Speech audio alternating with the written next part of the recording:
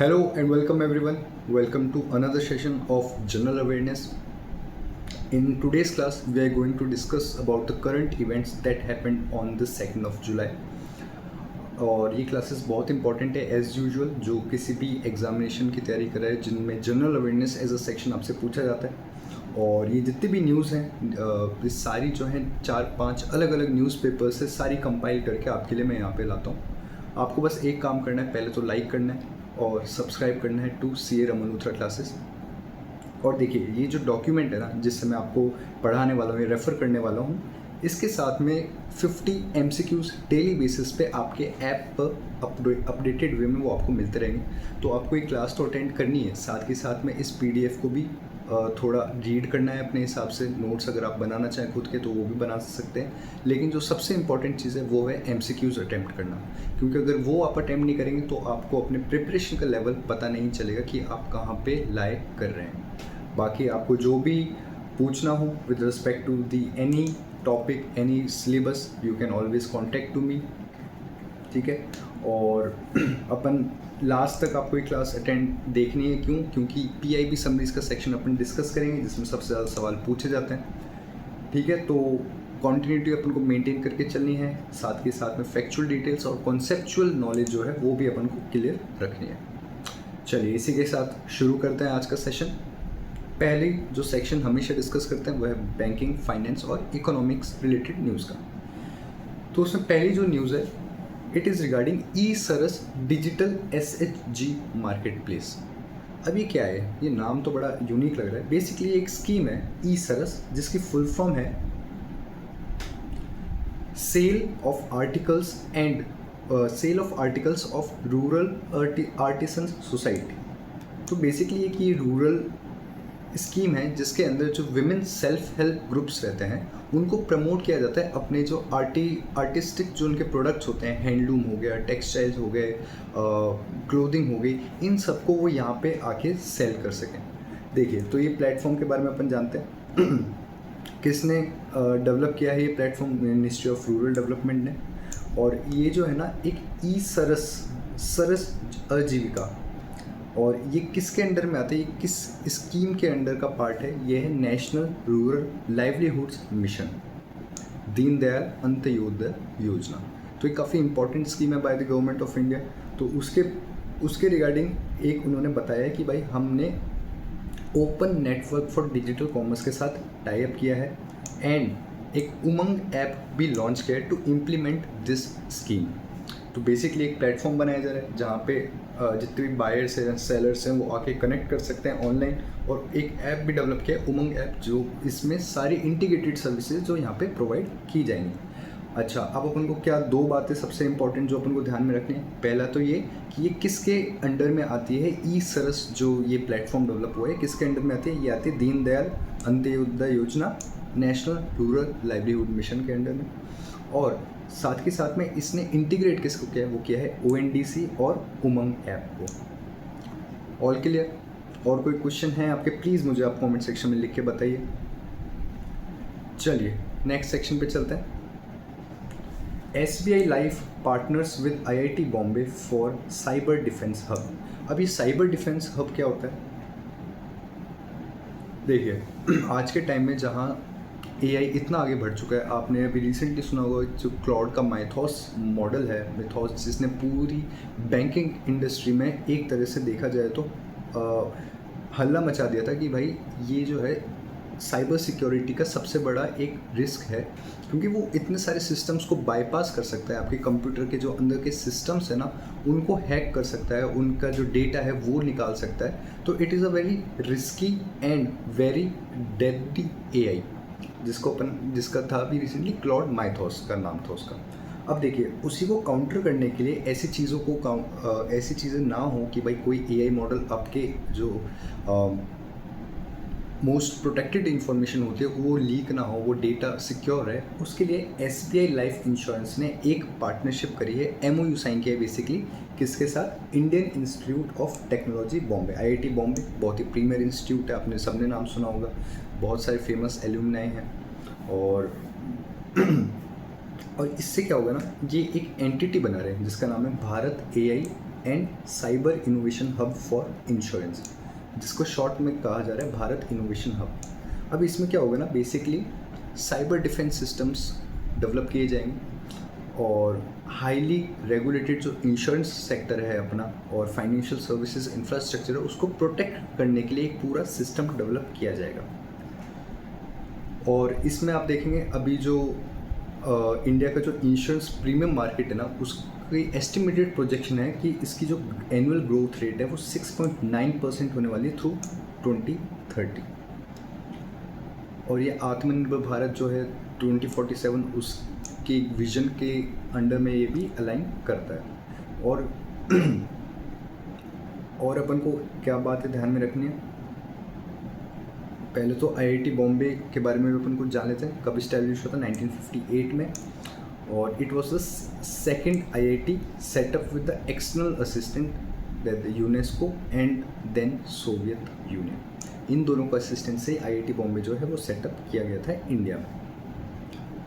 चलिए अब next section पे चलते हैं, बात करते हैं कुछ रेगुलेटरी बॉडी रिलेटेड न्यूज़ की, जिसमें अपने सेबी, आरबीआई या और भी कोई जो भी रेगुलेटरी बॉडी है वो जितने भी अपडेट्स निकालते हैं उनसे रिलेटेड जो न्यूज़ होते हैं वो अपन इस सेक्शन में डिस्कस करते हैं। तो पहली जो है न्यूज़ इसमें वो है सेबी से रिलेटेड। अब सेबी ने एक एक्सपर्ट ग्रुप बनाया है to review debenture trusteeship framework. अभी डिबेंचर ट्रस्टीशिप फ्रेमवर्क क्या होता है? बेसिकली एक डिबेंचर ट्रस्टी होता है जो एक सेबी रजिस्टर्ड एंटिटी है जिसके अंदर वो एक इंटरमीडियरी यानी कि एक मिडल मैन की तरह एक्ट करते हैं, ताकि जो इन्वेस्टर्स हैं और जो कॉरपोरेट बोरोअर्स हैं उनके बीच में एक ब्रिज बन जाए, ताकि जो प्रोटेक्टिव फॉर एग्जांपल जो भी इन्वेस्टमेंट कर रहे हैं इन टर्म्स ऑफ डिबेंचर, तो उसके रिगार्डिंग उसकी सारी इन्फॉर्मेशन जानना, उसके जितने भी गाइडलाइंस है वो कम्प्लीटली फॉलो हो रहे हैं कि नहीं हो रहे हैं, तो इन सब का जो काम जो करता है ना वो एक डिबेंचर ट्रस्ट करता है।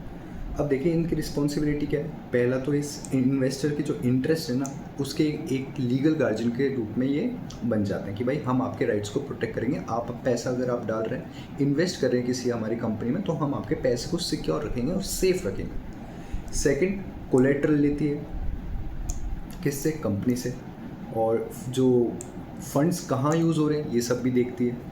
और जो डिफ़ॉल्ट अगर होते हैं तो उसके, अगर कोई किसी कंपनी ने डिफ़ॉल्ट कर दिया है डिबेंचर के आपको इंटरेस्ट या डिविडेंड पे करने में, तो उसके अगेंस्ट में लीगल एक्शन भी ले सकती है ये ट्रस्ट, डिबेंचर ट्रस्ट। ठीक है, तो उसके लिए उन्होंने एक एक्सपर्ट वर्किंग ग्रुप बनाया है to review the regulatory framework. ठीक है, तो ये एक्सपर्ट वर्किंग ग्रुप बनाया है जिसमें वो रिव्यू करेंगे कि भाई जो डिबेंचर ट्रस्टीज़ है ना, इसका स्ट्रक्चर, इसकी गवर्नेंस जो है वो कैसी होनी चाहिए। क्योंकि ये अभी भी देखा जाए ना तो बहुत पुराना एक सेबी डिबेंचर्स ट्रस्टीज़ रेगुलेशन से 1993 के तब से ये चले जाते हैं। तो सरकार अब बोल रही है कि भाई हम इसको अपडेट करेंगे और इसमें जो भी करंट टाइम्स के हिसाब से जो भी चेंजेस इम्प्लीमेंट करने हैं वो हम इसमें करेंगे, और including the enactment of insolvency and bankruptcy code 2060। अब मुझे आप एक चीज़ बताइए कि अभी रिसेंटली आईबीसी में एक अमेंडमेंट हुआ था, तो वो अमेंडमेंट किस बारे में था और वो कौन से नंबर का अमेंडमेंट था? अच्छा, अब इस जो एक चीज़ जो सबसे ज़्यादा इंपॉर्टेंट है इस न्यूज़ में आपको ध्यान में रखनी है वो है कि चेयरपर्सन कौन होंगे इस वर्किंग ग्रुप के। तो उनका नाम है अनंत बरुआ। ये पहले होल टाइम मेंबर रह चुके हैं सेबी के, और जो को चेयरपर्सन है वो है रजनीश कुमार। ये पहले चेयरमैन रह चुके हैं स्टेट बैंक ऑफ इंडिया के। ठीक है, तो ये बातें अपन को ध्यान में रखनी है, और कंसेप्चुअली आपको बस इतना ध्यान में रखना है कि एक डिबेंचर ट्रस्टी क्या होता है। चलिए अब नेक्स्ट न्यूज़ पे चलते हैं, जो इकोनॉमी के रिगार्डिंग बहुत ही ज़्यादा इम्पॉर्टेंट और इंटरेस्टिंग न्यूज़ है। तो basically controller general of accounts होता है जो under the constitution article 150 of the constitution के अंडर में ये सेटअप होते हैं, जो ये रिव्यू करते हैं सेंटर के जितने भी फाइनेंस है, जितने भी जो एक तरह से देखा जाए तो अकाउंट्स मैनेज करते हैं ये। तो रिसेंटली उन्होंने कुछ इंटरेस्टिंग डेटा रिलीज़ किया। अब देखते हैं क्या डेटा था। उन्होंने कहा है कि इंडिया का जो फिस्कल डेफिसिट है ना वो बढ़ गया है 9.6% of the financial year 27 target in April to May. यानी कि अभी रिसेंटली जो अप्रैल मई में उन्होंने अकाउंट्स चेक किए तो उनमें उन्होंने पाया कि जो इंडिया का फिस्कल डेफिसिट है ना वो 9.6% हो गया है of the financial year 27 target. तो ये अच्छी बात है या बुरी बात है, ये मुझे आप कमेंट सेक्शन में लिखा है, लेकिन मैं आपको फिर भी बता देता हूँ कि ये अच्छी बात नहीं है। क्यों?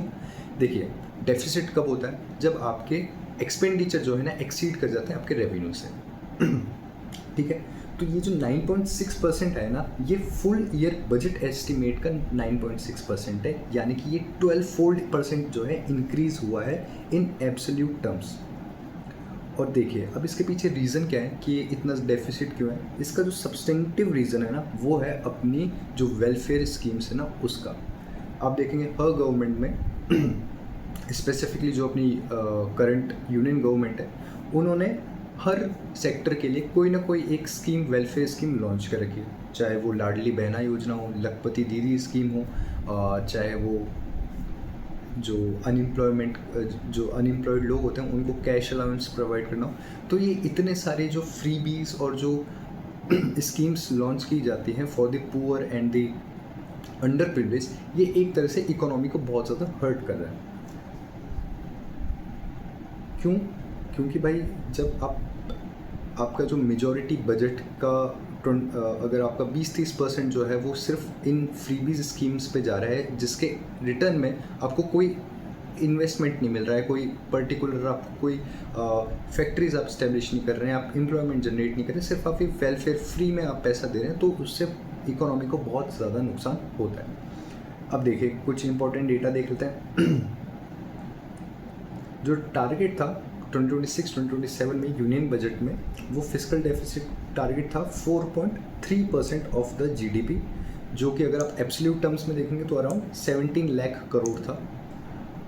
अब देखिए, रेवेन्यू जो है ना वो भी सरकार के धीरे धीरे कम होने लगे हैं। वो अभी रिसेंटली ₹7.19 लाख करोड़ थे।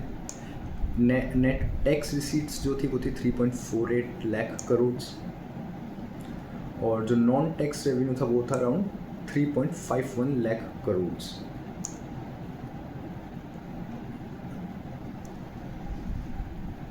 और जो कैपिटल एक्सपेंडिचर है उसमें भी स्टेडी ग्रोथ देखा गया है, rising 13.4% on year to 2.51 lakh crore, accounting for 20.5% of the full year target framework.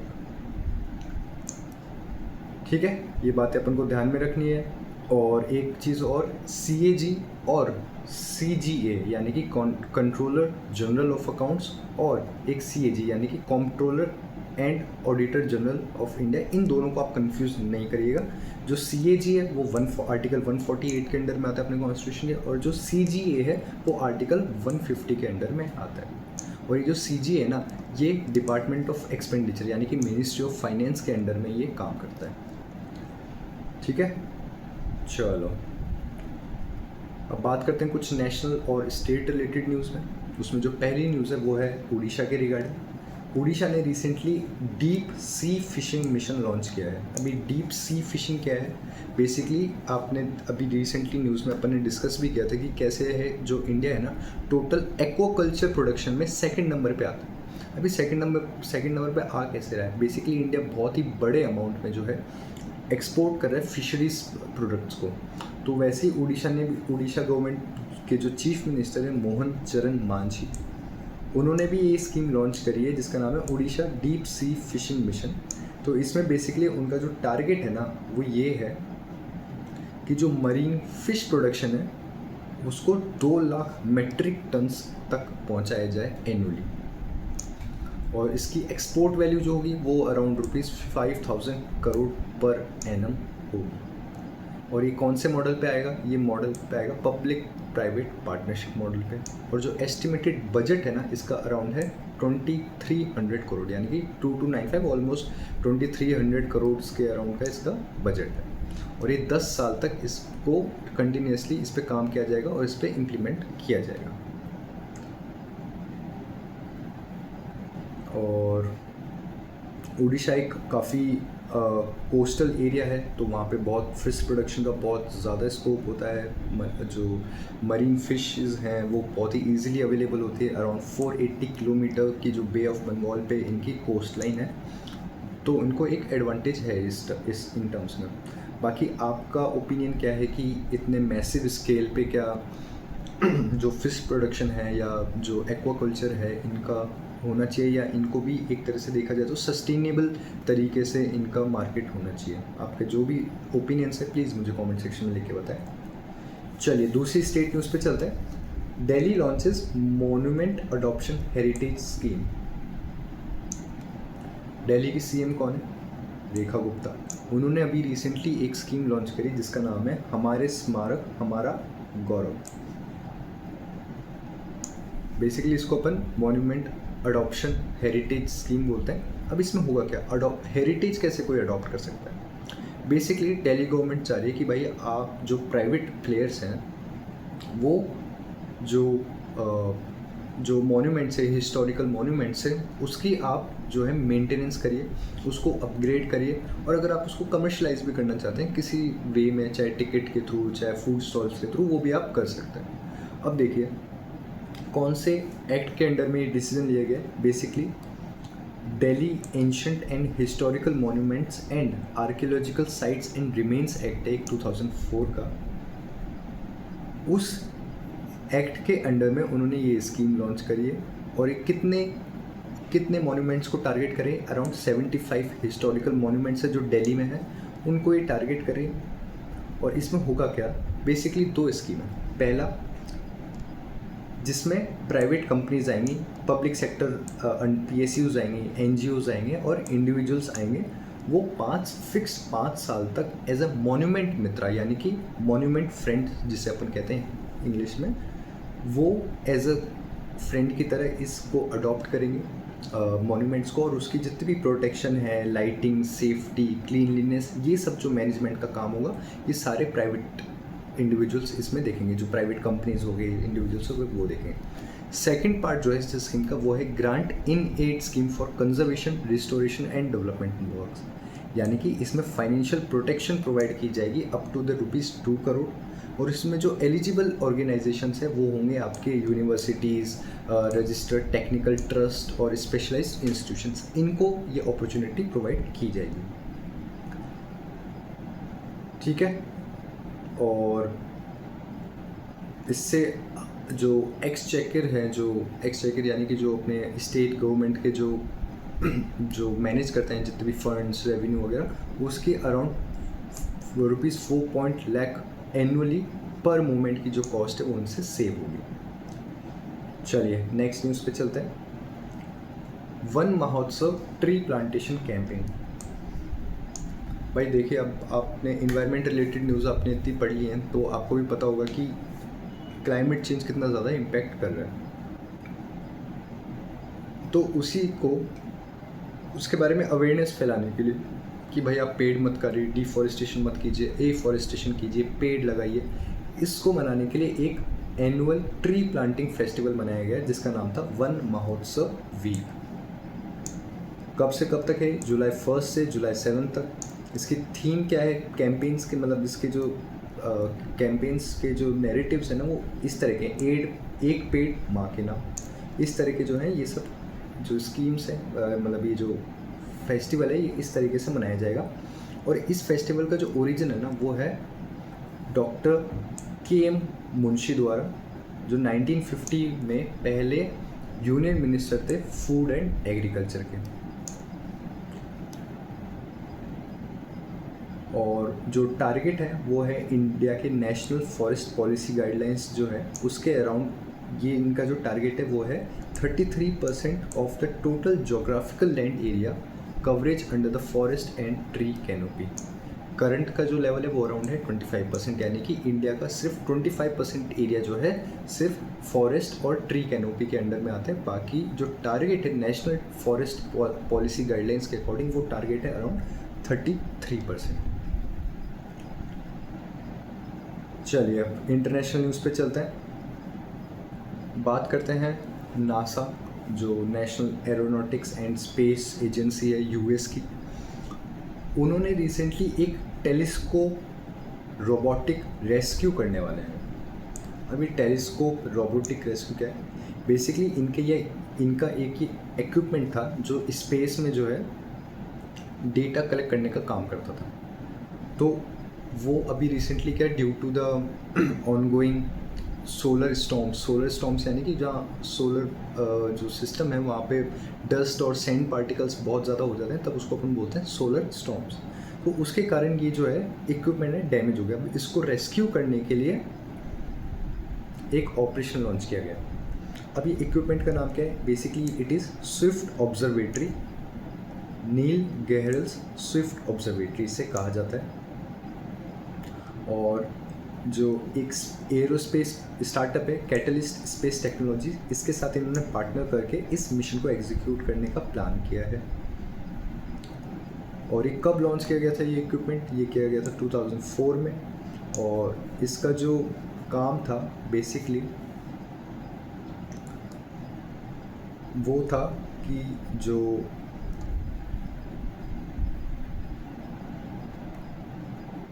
Basically जितने भी आपके डेटा निकालना होता है with respect to the environment, with respect to the GPS, ये सब जो काम है ये इक्विपमेंट करता था।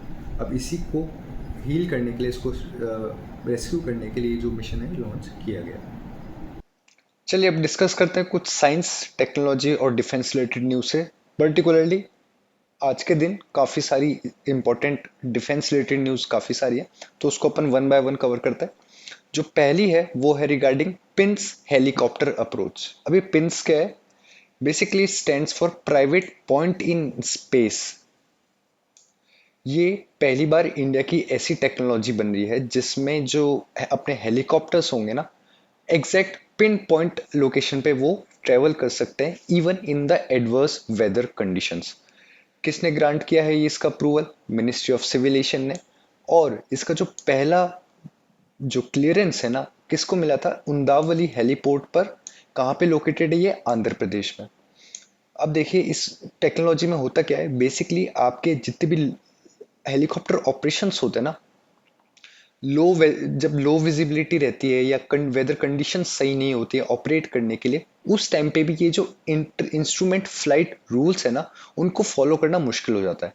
तो उसी के लिए ये एक नेविगेशन बेस्ड टेक्नोलॉजी है। सैटेलाइट से सारी इंफॉर्मेशन आएगी और एग्जैक्ट प्रिसाइज इंफॉर्मेशन होगी कॉकपिट में, जो उनके मैनेज कर रहे होंगे ऑपरेटर्स या जो हेलीकॉप्टर चलाते हैं, उनके पास सारी इंस्ट्रूमेंट होगी और उससे वो गाइड करके प्रॉपरली हेलीकॉप्टर को चला सकते हैं। इससे अपन क्या कहते हैं? पिंस टेक्नोलॉजी, यानी कि point, private point in space. चलिए नेक्स्ट न्यूज पे चलते हैं। Gagan satellite based augmentation system.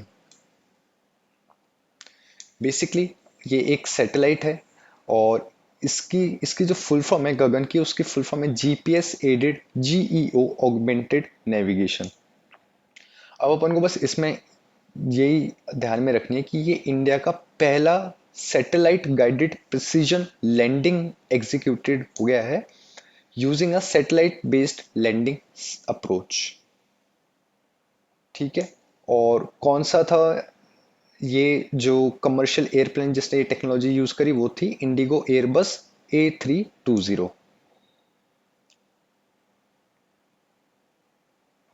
और इस टेक्नोलॉजी से क्या है, इंडिया एक एलीट ग्रुप का पार्ट बन गया है जिसमें सिर्फ 4 एंटिटीज है globally: United states, Europe and Japan. बस ये 3 देश ही हैं जिनके पास ये टेक्नोलॉजी है। और इसके बारे में अगर आपको डिटेल में पढ़ना है तो यहाँ पे इंफॉर्मेशन पूरी दी गई है। बाकी जो अपन को एग्जामिनेशन के पॉइंट ऑफ व्यू से जो इंफॉर्मेशन है वो मैंने आपको ये बताई दी।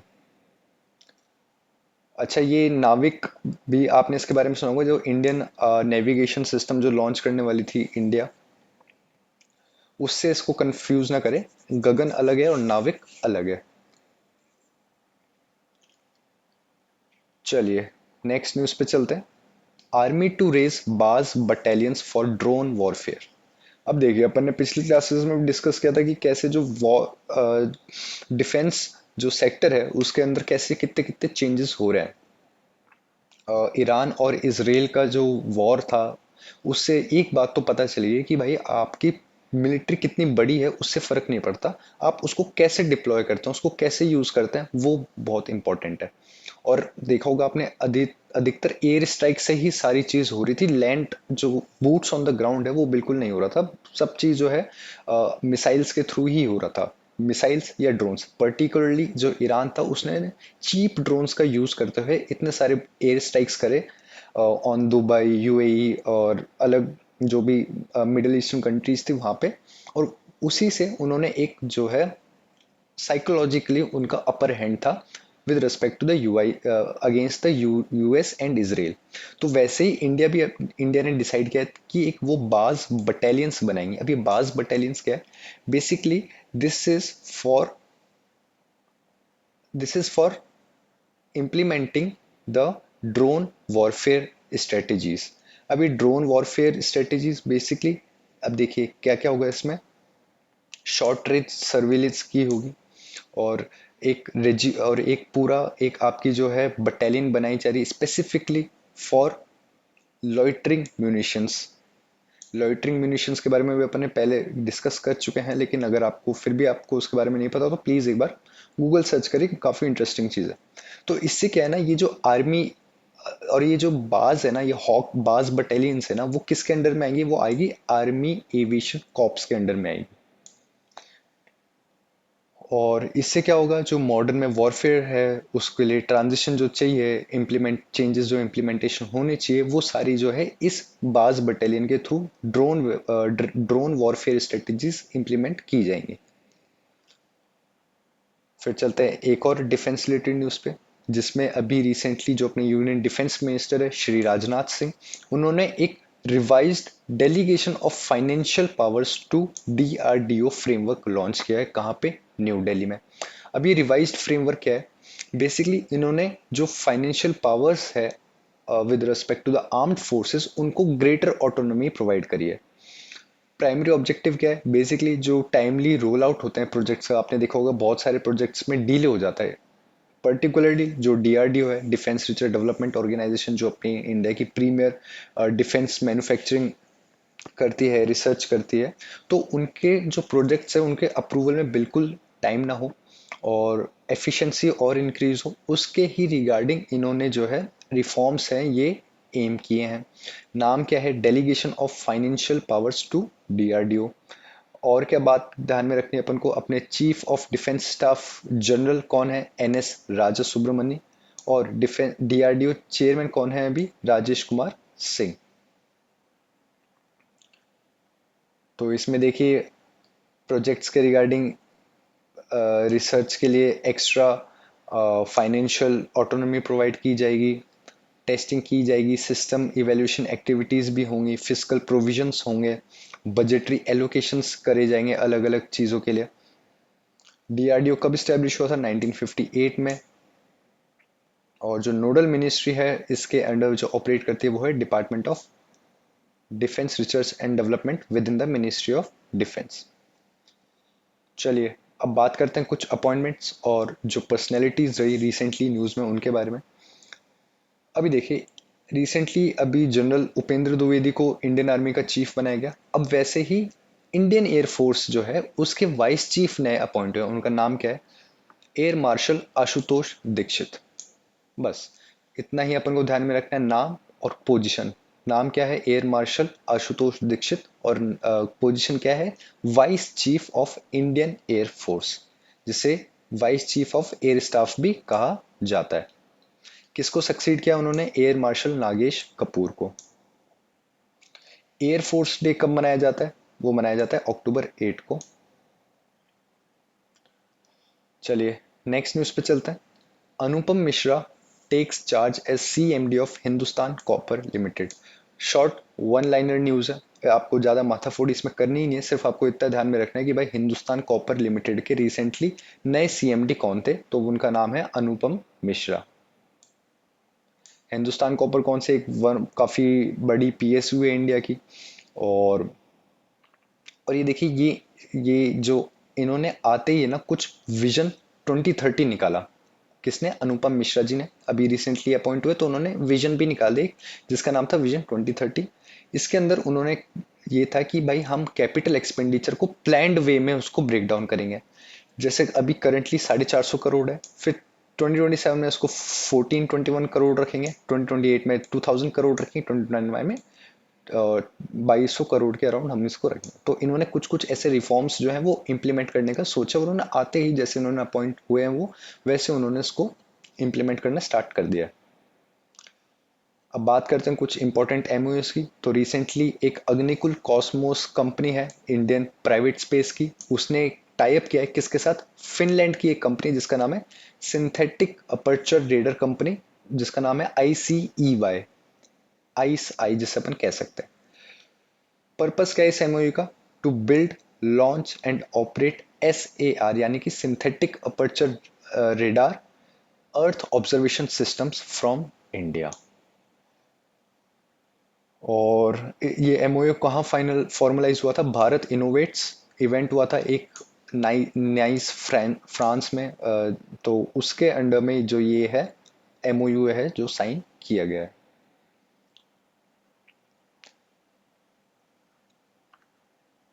और ये अग्निकुल कॉस्मोस जो है ना, एक एरोस्पेस स्टार्टअप है, incubated at IIT Madras Chennai.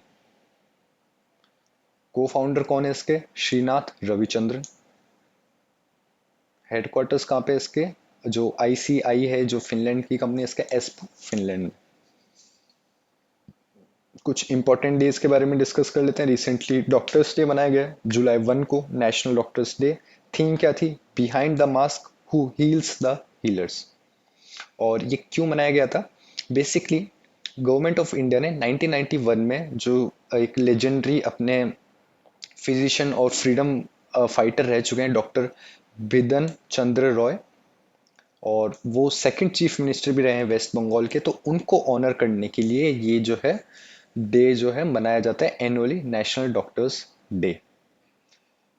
चलिए नेक्स्ट न्यूज़ पे चलते हैं। रिसेंटली चार्टेड अकाउंटेंट्स डे भी मनाया गया। कब? 2026 जुलाई 1 को ही। डॉक्टर्स डे और chartered accountants day almost same day पे ही आते हैं, तो रिसेंटली ये बनाया गया। और जो वाइस प्रेसिडेंट है अपने CP राधाकृष्ण, उन्होंने ये सेरेमनी अटेंड करी। कहाँ पे? विज्ञान भवन न्यू दिल्ली में। और ये क्यों मनाया जाता है? Basically Indian institute of chartered accountants of जो इंडिया की है वो इस दिन स्टैब्लिश हुई थी जुलाई 1 1949 में, via enactment of the chartered accountants act 1949।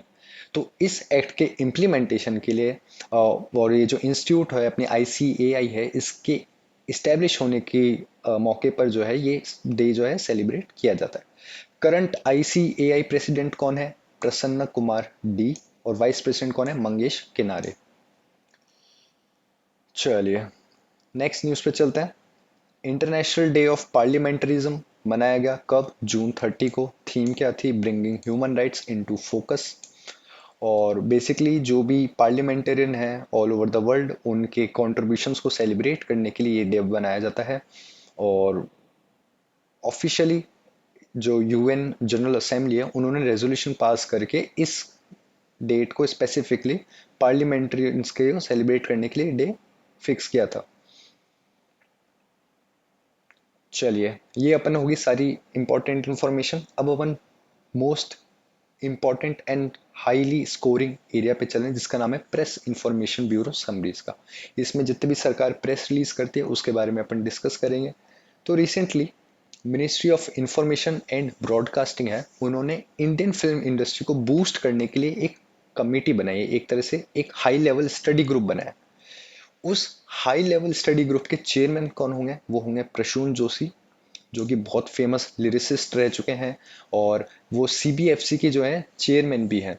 तो इस स्टडी ग्रुप के जो मेन हेड होंगे, जो चेयरपर्सन होंगे, वो श्री प्रसून जोशी होंगे। तो ये नाम आपको ध्यान में रखना है।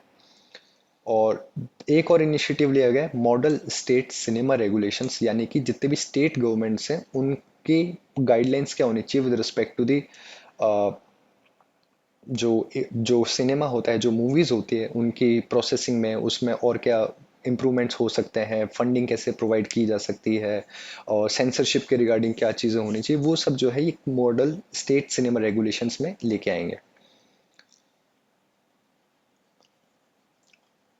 अच्छा, एक चीज और इसमें पूछा सकते हैं कि रेगुलेशन ऑफ सिनेमास और थिएटर्स जो हैं वो कौन सी लिस्ट के अंडर में फॉल करते हैं, तो वो है state list schedule 8 of the constitution.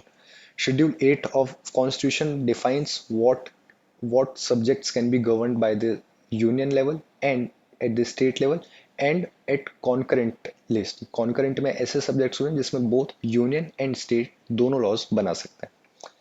चलिए नेक्स्ट प्रेस रिलीज पे चलते हैं। She leaves platform for rural women entrepreneurs, another women centric scheme है ये। तो गवर्नमेंट ने ऑफिशियली लॉन्च किया है शी लीव्स, और इसकी फुल फॉर्म क्या है, self help entrepreneur livelihoods and enterprise application for prosperity and sustainability. तो रिसेंटली एक राष्ट्रीय ग्रामीण विकास सम्मेलन हुआ था न्यू दिल्ली में, तो उसके अंडर में ये जो स्कीम है सरकार ने लॉन्च करी है। बेसिकली इसमें जो विमेन है, जो विमेन एंटरप्रेन्योर्स हैं, उनको फाइनेंशियल हेल्प प्रोवाइड की जाएगी।